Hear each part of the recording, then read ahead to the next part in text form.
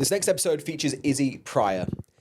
Izzy is a LinkedIn top voice on one of my very first filmed podcast episodes. Izzy is the founder and director of Spark. Spark builds purpose-led reputations for social impact founders for engaging, authentic content that amplifies customer trust and loyalty by providing personal branding services. Me and Izzy sat down and spoke about her life as a founder and how this LinkedIn and social landscape has changed. We spoke about being a creator, public speaking, networking, and what makes brands really stand out. Izzy is such a joy to be around, and I hope you love this episode. Subscribe and enjoy. Thank you.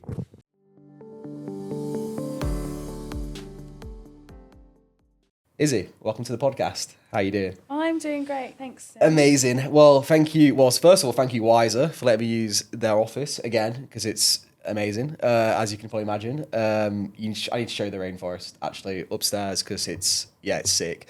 I guess for those who don't know you, maybe just a little intro. So do like a 30-second, who are you, what do you do, and where you go? Okay, so I'm Izzy. I am a purpose-led entrepreneur. I currently am the agency owner of a personal branding agency. I have a LinkedIn top voice as of recently this year, and I'm very much an individual who focuses on their purpose and the impact that they make in the space. Been running my business for the last 2.5 years, and very much getting stuck into the content creator space to be able to fulfill on that impact. Amazing. Because I saw that when I first added you on LinkedIn. What is a LinkedIn top voice? Does it just mean you're like sick at LinkedIn, like writing and stuff like that? I'll be extremely honest. I do think it is a glorified blue influencer tick. The benefits are that credibility that you get in the space in terms of LinkedIn have personally chosen you to be a representative of a certain department, industry.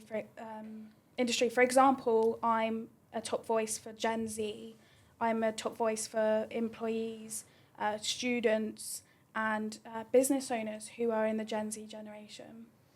That's interesting, isn't it? Because I suppose LinkedIn, I think when I describe LinkedIn to my friends, they just assume it's corporate people, no one our age. It's like 40 plus, people's dads doing it. And then it's like, I go on and 95% of the things I see are like people who are like 17, 18, 19, 20, 22.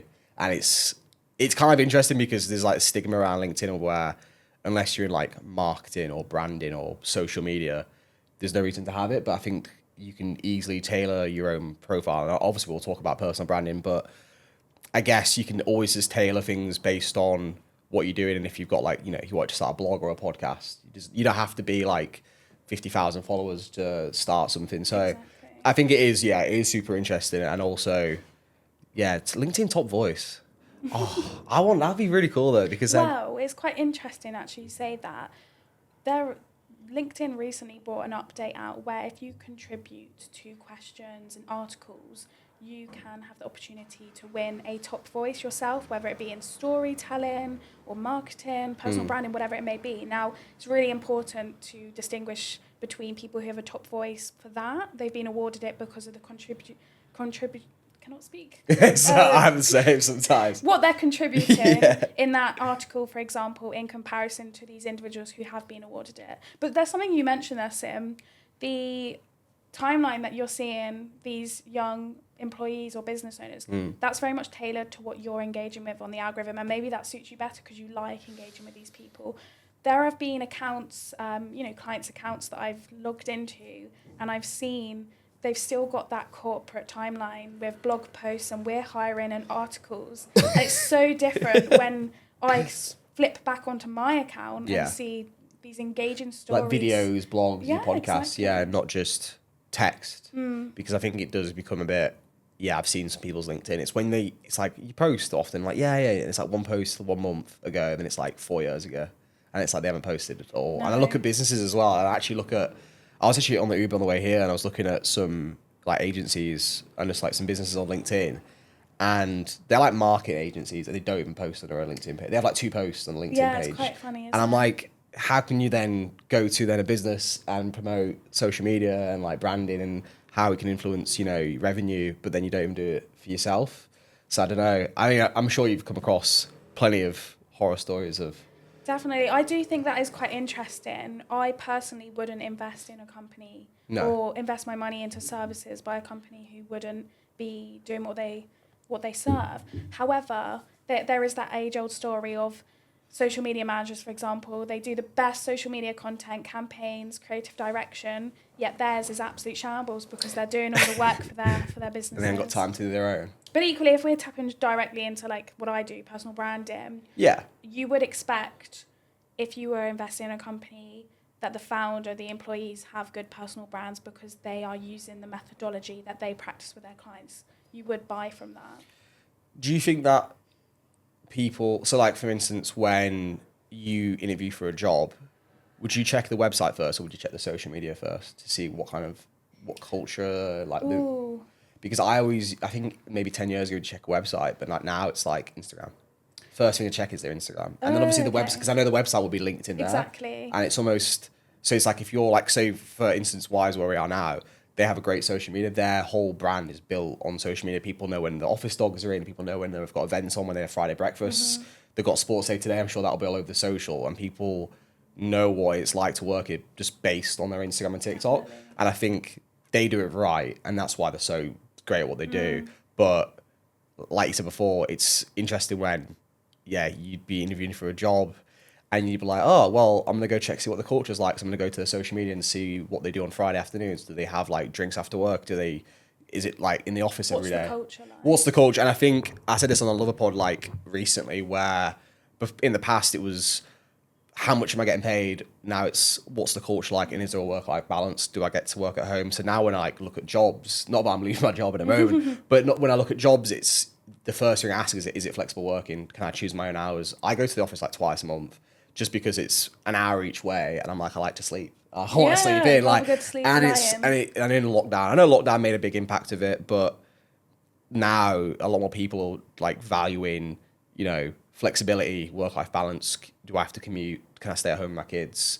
Paternity leave, all that stuff. As before, it was salary, bonuses, how much is in a pension? Like, who gives a fuck? Like, there's been that switch into I'm applying for a job to now I'm applying for the management, the culture, the perks, the experience of the job, and that offers that. I think as well, it's like self-help, but it's almost like looking after yourself a bit more as well, and not just, it's not about the money, how much money comes into your bank every month on your pay slip. It's, am I actually happy?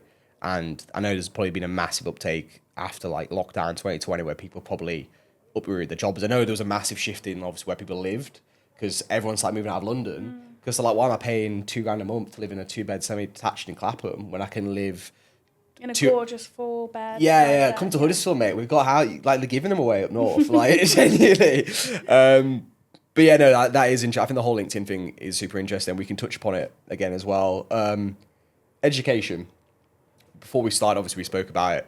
You didn't go to university, and what was the reason for that? Was it like an actual decision made, or was it more you just didn't know what to do at the time when you left college? I actually planned on going to university, perhaps ages 12 to 16. I was like, yep, I'm going to university. Not 100% sure what I'll be studying. Perhaps it might be biology, politics, business management, but I'm definitely going to go. And I remember one specific period in my tutor form at college.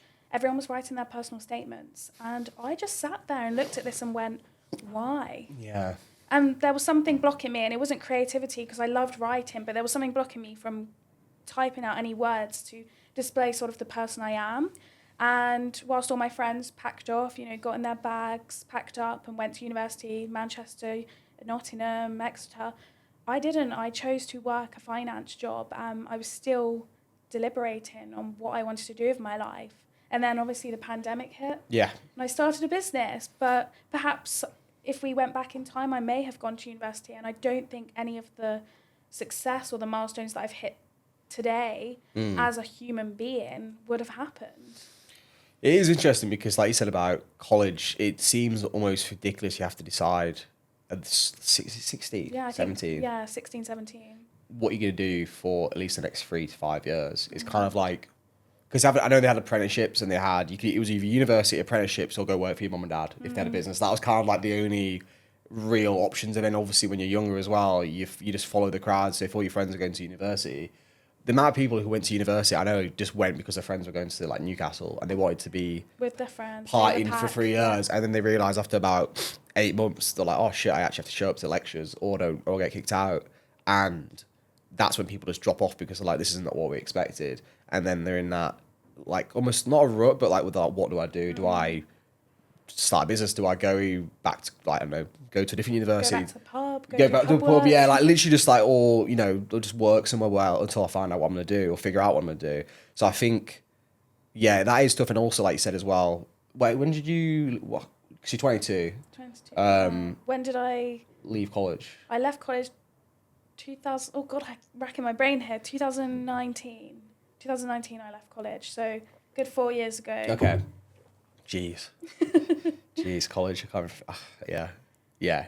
I don't like education. No, but it's interesting because I did really well academically at school. Okay. I got 3 A's at A level. Jeez. But still didn't choose university as my route there. My family weren't particularly pushing or, you know, saying that was the only route I had to go down. Very much had autonomy over my life, but I feel like there was a hint. There was a underlying, you know, university is going to be the route for you having a successful job, a successful career, financially, etc. But, you know, they let me go off, you know, fly my wings and go make errors. You know, I worked in a pub, went into finance, and then pandemic hit, and it was that revelation of I'm actually going to start a business, and it might go tits up, it might fail, but having the backing of a family who didn't go, you must go to uni, that was really helpful because I was still growing as an individual. I think support, especially when you're younger too. I think there's that where people are like this, almost scared to disappoint the parents because maybe they didn't go to university, so they expect like the oldest son to go or the oldest daughter to go to university. Yeah, happened in my family. It was always like, exactly. Yeah, and then I have an older brother, so when he went, I was like, well, that's what I have to do. And my little brother was exactly the same. They're a lot smarter than me. They're like physios and psychologists. Oh, okay. I'm the creative one. I'm the creative. As you can tell. But yeah, no, I mean, speaking about your own business, Spark. Is it Spark Agency or just Spark? Just Spark. Just Spark. Okay. Just Spark. It's been going 2.5 years. 2.5 years. What is Spark? What do you actually do? Is it branding? Yeah, so a personal branding agency over various service offerings. Mainly, we help build personal brands on LinkedIn and across other social media platforms for impact-led CEOs. So these are people who are social entrepreneurs, people really wanting to make a difference and a positive impact in the space. Very much, you know, there's words like thrown around, thought provokers, change makers. These are the people that we're helping at the moment. And, you know, a lot of people come to us and say, I think I want a personal brand. Other people are telling me I have a lot of interesting stories and it will help build our mission up. So, Izzy, how can you help me turn these stories into, you know, convert these stories into things that will matter for my business and matter for my career? How can we amplify my mission using these stories? And, you know, we bring a lot of clarity on that because I sit down with someone and they say, oh, this happened. What do you mean this happened? That's the most amazing story. Someone would be so easily inspired by that. But a lot of hidden stories today by entrepreneurs who are perhaps either unafraid, hesitant, or just not understanding on how to display themselves on a public forum like LinkedIn, for example. Yeah, that makes sense. I guess it's funny you say stories because one of the first episodes I did was with this guy called Jez Dale, massive influence in like Microsoft, in like Pokemon, Nintendo in the early days.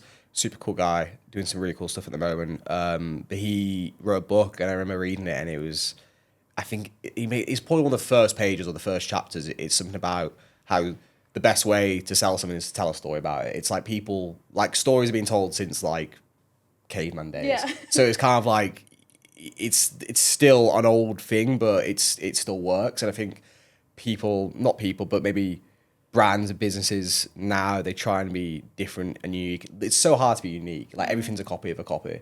It's ultimately it is. It literally is. It's so hard to stand out. And I think, I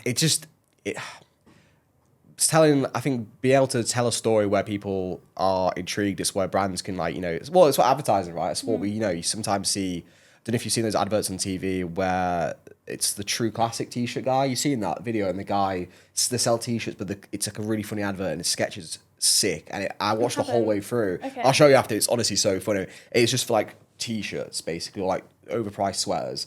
But it's a really good ad. And then on all the comments, people are like, I actually didn't skip this one because and it's the first ad in probably 5 years. And was it a story? Yeah, it was funny. It was a guy going to the office of his boss, and he's like, why can't you be more like him? He's got that t-shirt on. He's like, why didn't you wear that? And it's just this weird skit, but it's really funny, and it's just works. And I'm like, that's the first time I watched an ad. Bear in mind, I work in advertising. Yeah, so you usually almost it's skip or, fast skip. forward. I'm this close to paying for LinkedIn Premium because I had it for a month for free, and I saved like 30,000 hours or something ridiculous because I absolutely love YouTube. But it's interesting you say that you're so drawn to a story there, because I think ultimately as humans, we are drawn to stories because it's a language that we can all speak, no matter what, nationality we are, what race, what background we come from.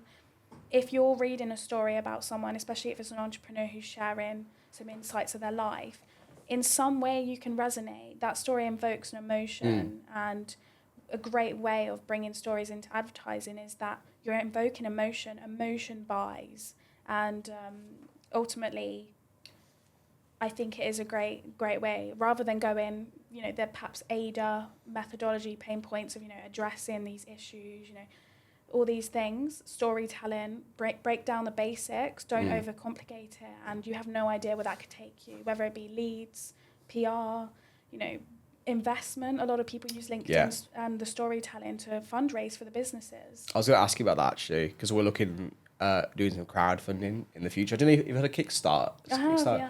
Is it, because I spoke to a few guys and they've raised like millions in investment, and they were like, they use something called Cedar, which is great. And I spoke to him actually last week. He's actually coming on a podcast next week, this guy.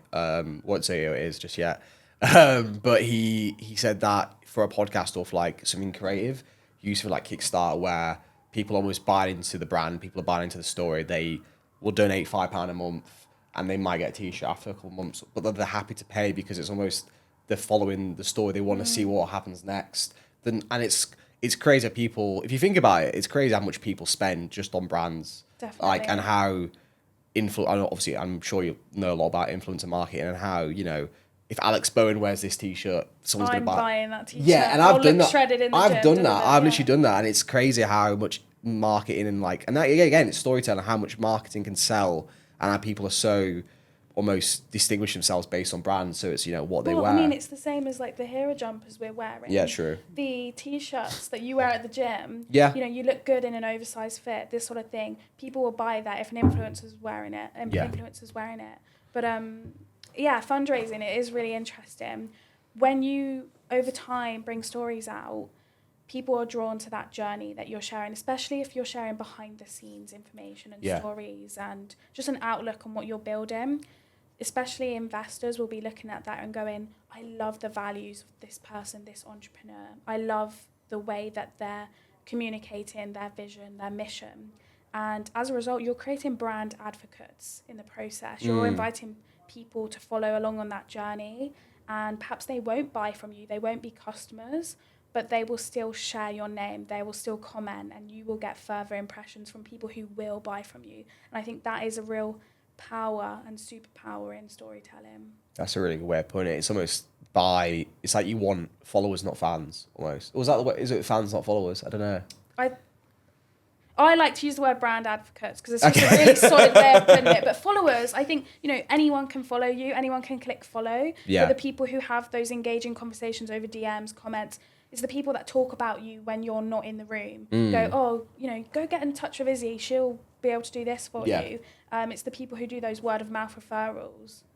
Yeah, I mean, that's a really good point, actually. I like that saying, what people say about you when you're not in the room, because, it's kind of strange, because I suppose with any, marketing, or, I mean, this as well, like networking, it's kind of like cutthroat business where almost, I'm trying to think of the right way to say it.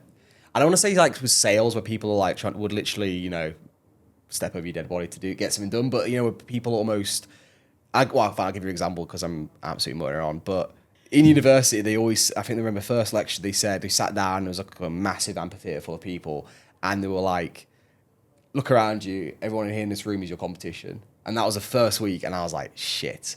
And the pressure is on. Exactly. And then I was like, you didn't think anything of it, but you get to second year, you're applying for internships and placement years, and you realise you're going up against your best mates at the same places, you're doing the same placement days, you're doing the same assessment centre days, which are absolutely awful, by the way. And that was that was kind of my first eye-opening experience of where after that, I'm like, you're almost in competition with your friends, the people you work with.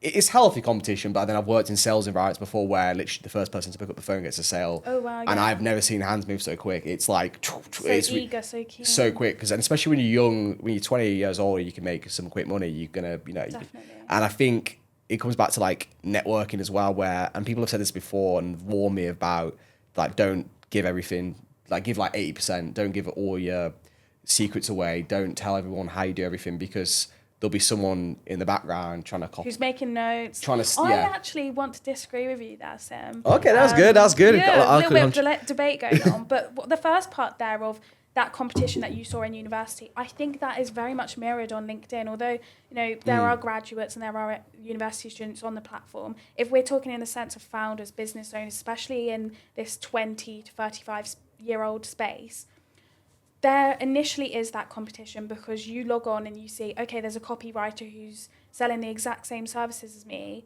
but perhaps cheaper, or perhaps a different service offering, USP. You really need to reframe these people as collaborators, as people who are in the same industry. They're not necessarily your competition, because you have a different niche, you have a different talent or skill that will help benefit your business. But as soon as you start seeing them as a competition, there's that fear, there's that the blinkers don't stay on anymore. It's I'm going to see who they're engaging with, how they're writing copy, and then there's that worry and that fear of you copying their work because you think you'll see success. If you put those blinkers on, see these people as, they're selling the same service, but I know that I'm good at my job, and I know that having these people in my network will benefit me. That's a really good way of looking at it. You mentioned that 80% only give that away because, there are people in the weeds looking at what you're doing. If we're talking about marketing and branding in the sense that I serve my clients, I always push to bring across 100% of your content, 100% of your service offering, your talent, whatever. Because when you share that online, you're sharing that in small increments, in small posts, in a video, in a podcast, in a carousel, whatever it may be.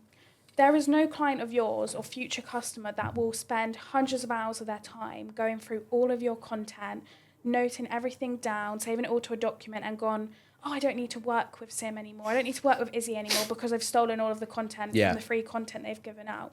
I always push clients to say, give 100% away, because if a client sees, oh my God, this is valuable, what is going to be working with them looking like? If I pay to use their services, what is that going to look like if they're already giving me so much value? Yeah, that makes sense.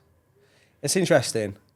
I like that though. I do understand your perspective. Yeah, though. Like no, someone sitting there in the weeds. I can kind of see both views, because it's almost like you want to be completely transparent and honest and authentic, but there's the other side of you is like, I don't trust 100%. I don't trust anyone. I don't even trust myself 100%. Like, I've got my own demons. No, I'm joking. God. But Skeletons like, in the closet. exactly, And I'm very much, I'm a very much people person, and I'm very transparent with 9%, like 9% of the things I do, but I'm always like a little bit, I don't know. No, it's fair enough. And there is Bad experiences, probably. that conversation of, should I share everything on social media? And if we're talking personal branding, these founders think they have to share every second of their day. Now, I don't think that there is a need to be posting everything online. No. There are parts of your life that you don't need to share, yet you can still emulate the values you have through the content. If you think about it, a post perhaps is read in 4 minutes. That's 1% of your day or something that you're sharing. The other 99% of your day, no one can see into. And I think that's perfectly fine. Yeah, that makes sense. Yeah, maybe I'm just a bit skeptical. Yeah, well, social media has its trolls. Yeah. I've actually not been. This is one thing as well. Speaking of trolls, YouTube and stuff. I'm really interested to see comments on YouTube, because I think, like, especially LinkedIn, Instagram, everyone knows everyone. You're friends with everyone, so you're not really going to get people like shitting on you on like LinkedIn. Well, no, I've not had that person. I don't know if you had it as well, but YouTube, it's like free for all. Really? It's like apparently it's like carnage. You could have the best. You could literally put up a video of a baby being born, and someone will find something bad like that baby's ugly. Like some like that is an ugly baby. That is like an ugly baby. yeah, but like people just find because people love to complain and people love to find negativity. That is true. In everything. So I don't know if you've been trolled before. I have. Have you badly? Like a lot. I've been on LinkedIn for 2.5 years, so I've had my fair share of fluffy, irrelevant posts uploaded to my profile that I would 100% not post today. Really? Yet, the response that I had, 99% positive, encouragement, collaboration, support, 1%, someone's reshared my post going like, what a stupid little girl posting this. No, someone said that? Yeah, like I've had a lot of people. And they had a profile and everything. They had a profile picture. Usually it said retired or construction worker or something like that. But it's really important to just ignore this stuff, because ultimately, if I let that hinder my confidence, would I be where I am today? Would I be fueling the mission that I have today? Because a lot of people are scared of these trolls. Like, if you mentioned YouTube there, I'm sure some people who'd love to set up a YouTube account tomorrow are stopping themselves because they're so scared of being cancelled online. Yeah, I said that. I was like, my friend was like, "You're an influencer now. You're gonna get how long before something gets cancelled?" And I was like, "Give it a year. Really? I'm gonna say something controversial, and someone's gonna cancel me. We'll check in. I'll be like, is there any help in my personal brand? I've been cancelled." Yeah, no. To be fair though, come back to the comment thing on YouTube. You can actually disable your comments for all videos. I know a lot of you find it sometimes when you see some controversial videos, you go down, the comments are disabled because they know they're all going to be hate. But then also you're taking away the free speech, taking away advice. Because let's be honest, like, you're taking away a community. And also, like, 9% of the comments could be great. And it's when this guy, I thought he's like, well, a lot of people say actually, like a lot of these like CrossFit athletes, and they post these videos, these motivational videos. And he's like, there could be 10,000 lovely comments, but then one comment calling you like a little shit, or like saying something horrible about you, he's like your wife or something. And he'll think about that comment for the rest of the day and ignore the rest of negativity stinks. Yeah. Doesn't it? And I think he was then, after like, it took him a few months, and he said, I used to reply to messages on YouTube. And then he's like, well, I'm arguing with idiots on the internet who just hate, like, they're not happy with themselves. So then, like, reflecting that, they might be having a bad day, and then they see this post and they're like, screw this guy, I'm going to call him a knob on Instagram. Like, there are people on LinkedIn like that as well. I've not really seen much of it. I'll share. I was going to ask you what your LinkedIn ick was. I mean, because I wasn't sure if that was what trolls. I know this might be one of them. I'll mention two here. So my first ick is there are several people on the platform who hate the idea and the buzzword of personal branding. Fair enough. You're not everyone's cup of tea. I'm not everyone's cup of tea. But what they will do is create content that takes the piss out of personal branding to then sell their services. And it works for them because they've brought a whole army, a community of people who are like, yeah, fuck personal branding. And they're using that and they're leveraging that to build their own personal branding themselves. Like, they are literally creating a personal brand off the hatred of personal branding. And there are, a select number of people who do this. Fair enough. Give some names. I'm not joking. The same people. It's just so ironic. And there are people who go like, oh, I've blocked them, I've unfollowed them, whatever. Don't have that negativity on your timeline. But ultimately, we're all on the platform for a specific reason, making money, trying to get a job, trying to get investment, building confidence, whatever it may be. They can go do their thing. That's not going to impact who you are. So that's one of my icks. I just think it's a bit pathetic, a bit childish and immature, but it's not preventing me from getting on with my day. Another ick, the classic engagement pods. You've got the typical, LinkedIn user, maybe 100,000 followers, and then you'll see like 300 likes, and they're all people, the same people, every single post. All the comments say, great post, love this. What is it that? Is like this like spam accounts? Yeah, I think you can buy them, but engagement pods are like a WhatsApp group chat or a Telegram or whatever it may be, where people will throw in their LinkedIn URL, the URLs to their LinkedIn post, and say, this is my post today. I do that. And then people... I heard it here. I have two. Sim is in an engagement pod. No, I created them. I got 200 people. They work. I get double my likes. Oh my goodness. And I even messaged you about doing a WhatsApp group, and I was like, it's a hype group, and you just described a hype. I just called it something different. I called it a hype group, not an engagement pod. Okay. They do work in small amounts, like 10 people max. Okay. Yeah. Whatever it may be. Like, Okay. ultimately, engagement pods can be formed organically as well, where you've got people that you chat with, like you see at the same networking every single time. Yeah. That still technically is an engagement pod. Yeah, it's just you supporting your friends. Yeah, that's what it all is. These WhatsApp groups of 200 people. Oh, no, like LinkedIn groups of my friends and yeah. stuff. They're not like, there's one for work people, and there's one who like my friends and my family. Okay. But like, to be honest, like I get like an extra 10 likes. You're digging a deeper hole. I know, yeah. They're like, well, people are like, wait a second, I'm not in that pod. The reason why it doesn't work, Sim, is because, say my goal is generating leads. I am not going to get business from the people in that engagement pod if the only reason why they're engaging is literally because you will engage back with them. That's why it doesn't work. They do it on Instagram, these follower accounts, you buy followers, whatever it may be. You want to bring people into your audience who are your target audience, who will possibly buy from you or refer you or engage in that conversation. You want the right audience in front of your post because ultimately you need to meet your objective. What's the point of being on LinkedIn 3, 4, 5 hours a day or spending an hour of your day each day of the week creating content, engaging, having conversations if it's not serving a purpose? Yeah, that makes a lot of sense, actually. And also, I got told this as well. I actually had someone leave my engagement pod because they said that apparently it's messing up their algorithm. And I was like, screw your algorithm. I was like, I want my likes. And he was like, okay, bye. And then he messaged me after on WhatsApp, and I was like, my friends were like, why did he leave? And he's like, I thought he was your friend. I was like, I thought he was my friend too.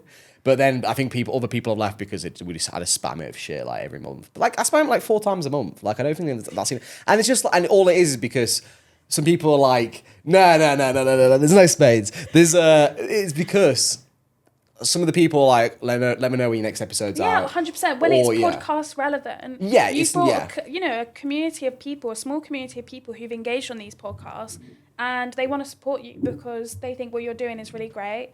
The message that you want to have with Been There, Done That is great. I don't think that's necessarily engagement pod. Maybe it's more of an announcement channel. It's kind of like, and like, I'll call it Podcast Friends 1, Podcast Friends 2, and it's like 100 people. But the plan is like, I ask them questions. I like, what do you think of this? I do polls. I'll be like, I've got this cool guest on. Give me some questions to ask this guest, and I'll name them. You've got more of a community. Yeah, it's a community, and also I said to him like, listen, if you guys like this stuff, when our first merch drops, that everyone in that group's gonna get the first people to get a T-shirt, water bottle, cap, whatever it is. So I think that's kind of like for them, it's the incentive as well to almost. Yeah, they might be like, I don't really care, I'm not gonna listen, but I might get a free hat, so I'll give them a like. Like that's all it really is. And when's the free hat coming out then? The merch is coming. We've got design. I've actually bought one. It's actually one in my car. I'll show you after. Okay. My girlfriend got it made for my birthday, and it's sick. We're using it as the merch. She's really happy. But she got it made on Etsy. It was like 20 quid. And it's a bit out of budget, but anyway, yeah, LinkedIn. Yeah, there is some mix. I was gonna say my only one really is when I follow someone and then I get a fucking newsletter 2 minutes later. What an invitation! And it's like you can turn that off. Can you actually? I click X 3 times a day on those newsletters, and it's like you add someone with like 100 mutual friends. Like, oh, this is great, and then they message you like, "How is your ad servicing doing today? Can I?" You get pitch slaps. That's and what I'm you like, call it. oh, and then obviously it fills all your messages down on LinkedIn, and then you have to just spend the whole thing just deleting spam and like, yeah, that'll be me soon as well doing that to people. But LinkedIn, I mean, we spoke about personal branding, but I guess. If I was starting on LinkedIn, say a marketing grad, what would be 3 things that I should be doing straight off the bat? Okay, you're a marketing grad. What is your objective of being on LinkedIn? I want to get employees to see me and engage me and try and get a job after university. I'm trying to get a job in an agency in like London, and I need to grow my personal brand and grow a LinkedIn account so when people search me, they can see that I'm actually like a real person. So the first thing I would advise is to make sure that you have a fully optimized LinkedIn profile. Okay. And that doesn't mean all guns blazing, everything, all the stops have been pulled out, but ensure that your headline is displaying what you do or what you want to do, perhaps how you've graduated, what you've graduated in, a little bit about you rather than just, undergraduate or prospective lawyer, whatever it may be. Yeah. Bring a bit more of personality into it. Then optimize your about section, make it a little bit personal, what your objectives in life are. Don't just make it about the degree you've achieved. bring your personality into it a bit further, what your mission is in life, you know, what your purpose is, what sort of personality you have, your characteristics. Very easily, people are going on to ChatGPT and summarising themselves in bullet points and say, make an about section or a CV sort of introduction for me. And then they go copy and paste it and put it on LinkedIn. There isn't personality in this. Okay. So the second thing I would do if I was wanting to use LinkedIn to build a personal brand, go apply for a job, would be to have some strategy towards your content. Now, someone who's just come out of university is going to go, what do you mean I'm posting online? What do you mean I have to post on here? Perhaps they're connected with people from the placement that they've just been on and they've seen it's all these blog posts. First of all, I would urge you to go connect with entrepreneurs, freelancers, employees already working at marketing agencies, and spend some time analysing the content they're currently posting. And you'll very quickly get an idea. And although there's a lot of noise, you'll get an idea on what exactly they're doing to market themselves. Because ultimately, building a personal brand, you're marketing yourself for recruitment. Look at the content they're putting up, the way that they're communicating, their tone of voice, how they're inserting their personality into their content to differentiate themselves. Earlier on, you said nothing is original. I can guarantee you, if you scrolled through your timeline for 90 seconds right now, everything you've seen on there has already been told 1 billion times in the last few months on LinkedIn. Perhaps not 1 billion, that's a bit of an exaggeration, but a lot over the last few months. And ultimately, we have to realise that nothing we do say is original, but what can be original is the way that you communicate it, your take on it. And yeah, I suppose do that first and then get stuck in a strategy yourself. If you're going for a marketing job, a marketing role at this agency, look at industry news, look at educational content on how perhaps maybe you have a portfolio on TikTok, Instagram already. Use your degree also. Don't bring the jargon into it, but use your degree to educate people on what you already know. And essentially, your LinkedIn right now is a CV. Is your CV? It's a walk-in CV. Yeah, I was gonna say that because when I speak to people now, you know, back in the day it was like 2 pages, and you're like, no more than 2 pages. No, was it 2 pages? 2 pages, and I'm like, oh, why isn't that? And then I'm like, oh, I'm gonna do an A3, and they're like, no, you can't do that. Oh my god. I'm like, if I did that, like, I might have got a better job because I was trying to be like different, to think outside the box. Okay, if I'm gonna do 2 pages, why don't I just do one big A4 PDF, which is clickable? So now when I do my CV, I can probably show it. To be fair, that's actually really interesting. I remember when I just started my getting into marketing, I was scrolling and looking at CVs. You know, people who had put really creative ideas for marketing. Now, one video came up which was Tinder.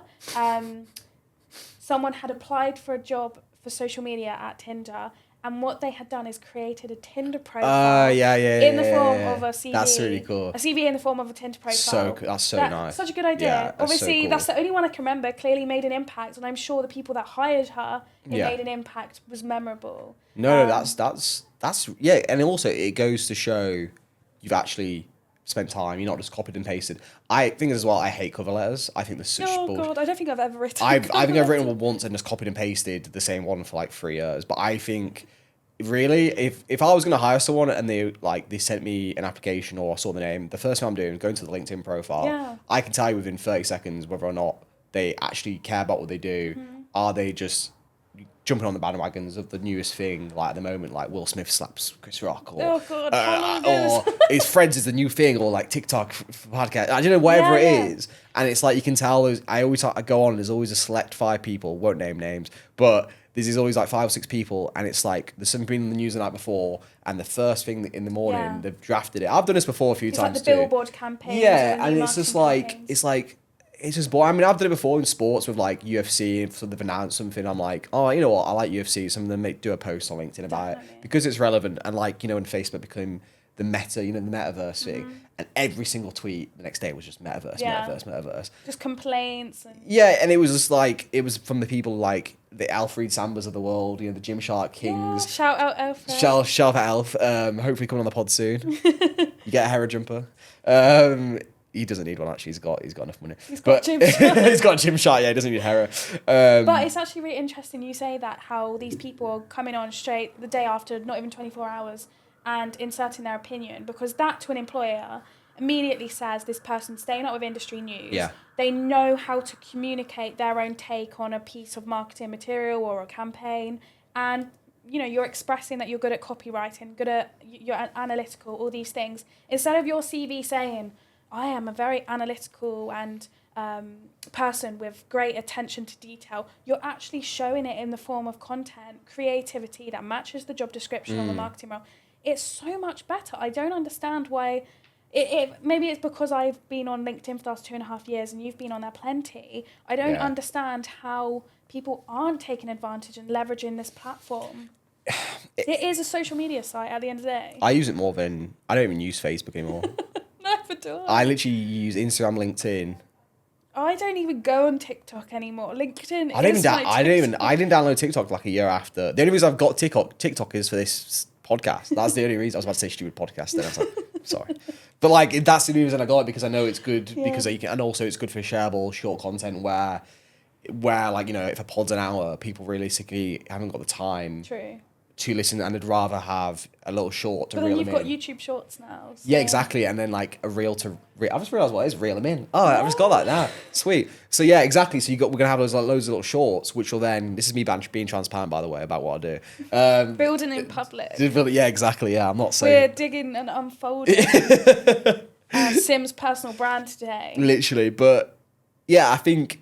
And also, like, I don't like the idea of using TikTok, but sometimes you got to do things you don't want to do in order to grow a brand. I remember I started TikTok last year because someone was like, you need to be on other social media platforms. I'd binned off my Instagram and I started a TikTok account and I went viral on there. Okay, really? Not really viral. Like millions of likes? No. Like 160,000 views on a reel. That's good. That was just, had text, it was B-roll with some text on it. And I got about 5 leads from TikTok. But I was still very hesitant to get in front of the camera. I felt so fabricated. And although a podcast setting like this does feel a lot more conversational and natural, sitting in front of a camera with a tripod there, I felt very uncomfortable and awkward. I reached about 2,000 followers, so I achieved that whole status of you can go live now. Never did go live because talking to people like who would, no. It's not, I don't like the whole...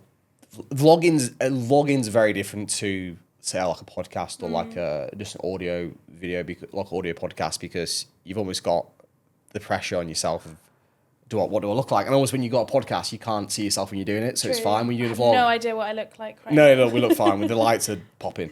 The future of social media and marketing and personal branding, what do we think it looks like in the next 2 to 3 years, do you think? The future of social media. Now this year and the end of last year we saw AI rise and accelerate in the space. It has completely changed the way that we engage and create content on LinkedIn alone. I would scroll there and you'd see a majority of the comments are being left with use of ChatGPT. People are copy and pasting the text, putting it in ChatGPT and instructing and prompting it to leave a valuable comment. And what we're seeing is a networking platform where humans should be engaging and conversing with one another is losing its human creativity and the ability to have an emotional connection through this technology. And we have a choice there, whether we, take advantage of AI for the things that it can help automate, or use it to take away this emotional connection with people. And a lot of people are going down that route, which is really disappointing to see, because marketing ultimately comes down to having that connection as human beings. The reason why we buy things, the reason why you choose Heinz over shop bought ketchup, that sort of thing.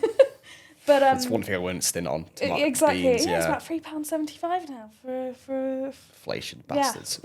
Russian but bastards. Ultimately, what I'm saying is we're allowing technology and AI to really take over this, and we have to have some control, especially as social media managers, as marketing agencies. We really are controlling and lead in direction for all these business owners who can't possibly afford it yet and are listening to these authority leaders.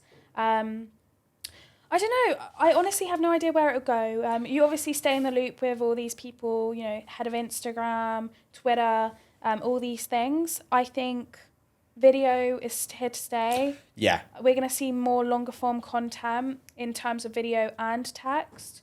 Email and newsletters are definitely going to be invested more into. Personal branding conversation, I think people are really seeing with the likes of Stephen Bartlett, Simon Squibb, you know, Ben Francis from Gymshark. You're seeing these big names who are succeeding because of their personal brand. And business owners want, you know, although they're not anywhere near the success of these entrepreneurs and big names, they want to be a part of that journey. They want to share the behind the scenes. They want to build trust, because it is another way of bringing those customers in. Because the values you have as a business owner should, not necessarily always, but should emulate the values of your business, and people will buy into that. Yeah, I like the idea of where you said people buy into, like Steve Bartlett, for example, where people will buy into him, not his, maybe like his business, but his brand, like his personal. They'll know him as a person for his personal brand and his podcast, but they're not like, I'm going to work with him because of his podcast. I'm not going to work with him because he's social media. It's like they've seen everything he does, and like, this guy just knows what he's doing in that space. So I want him to be part of our business. I want him to come in and help us with our social media, because if he can do it so well, then he can do it for us as well. Like, and we're happy to pay this much amount, X amount of money to have these services. And I think you can see where personal branding can start, where it can end. So I think that's the spectrum massive. And it is still a new topic, right? People only really like, when I tell people personal brand, I'm like, I need to get my personal brand up, guys. They're like, what's that? Like, I literally was talking to someone in the Wiser office whilst we was making a coffee. Saskia. And Saskia. And she knows what personal branding is, but it made me realise that it is very new, and maybe we are in a sphere of people who talk about it so much that we forget that there's a whole world out there who have no clue. Yeah. I think there was a company who did a video series going around showing Steve Bartlett's face, and they went on the street going, do you know this person? They're like, no. And obviously then he went on Dragon's Den, and a lot more people said yes. Yeah, Dragon's Den, But ultimately, if you went to someone, can you define what a personal brand is? You wouldn't probably get a solid response. But if you were to ask what a business brand is, of course you would, because we've had that for years. It is definitely rising the last 2 years. It's still very new. I think we'll start to see more personal brand conversations over on, you know, TikTok, Instagram, YouTube, because right now it's very heavily involved in LinkedIn. Yeah, I agree. No, it's a whole topic. I mean, I could speak about it for ages. Obviously, I mean, I was going to read my headline now. Actually, you know what? Let me know what you think about this. Okay, let's give Sim an audit. Headline. Where is it? I'll let you read it. Okay. Sim Batoy, podcast host. Yes, he is. Seeking the true meaning to success from honest conversations. Professional marketer with a love for social and digital strategy. Aspiring photographer. Are you still an aspiring photographer? Nice. For the camera? Yeah, good. It's a new quality. camera. I really like the whole seeking the true meaning to success. That's from new. honest I did that last week. Did you? Okay. I don't think I saw that before. It used to say podcast host, and then it said, I think it was just love for digital strategy, and I think helping the millennial generation battle the ever-changing market landscape. I think that's in my about bit. But I changed my about bit as well, because I realised that it was like very much what I had on my CV from like 2018, and it was like just copy and paste, like, I'm motivated. I'm a motivated individual. I went to Leeds Beckett. Like, no one gives a shit if I went to Leeds Beckett. No. So I've now put everything that at the bottom, and then it's like a freelancer, podcaster, marketing, social media. Definitely. I really like the seeking that true meaning on from to success from honest conversations. Ultimately, you want to have a conversation here where someone doesn't feel uncomfortable. They feel like they can open up. And you've brought a variety of people onto this podcast over the last 30 episodes. More to come, hopefully. Yeah, exactly. There are people who would probably just have podcast host, marketer, aspiring photographer. And I think, that's all right. But when you insert a little bit more of why you're doing things, you've just demonstrated your why in the headline. I would include the podcast name in it, though. we'll change it after Yeah, this. might have run out of characters. Yeah, yeah, I think that's what it was. I had to, yeah, that needs to be changed actually. I've got a few more questions, but this is actually the most important one. Speaking of the podcast itself, but how would you define success if you could? Had quite a lot of conversations about this over the last few months. My definition of success has changed a lot over the course of running a business, over the course of my life. I think if you ask me, 16, 17-year-old Izzy, success was a house, finding a partner, getting married, having children, being financially stable, being financially free where you can travel, whatever. But obviously that was very much secured by a career, having a good salary, a great workplace, whatever.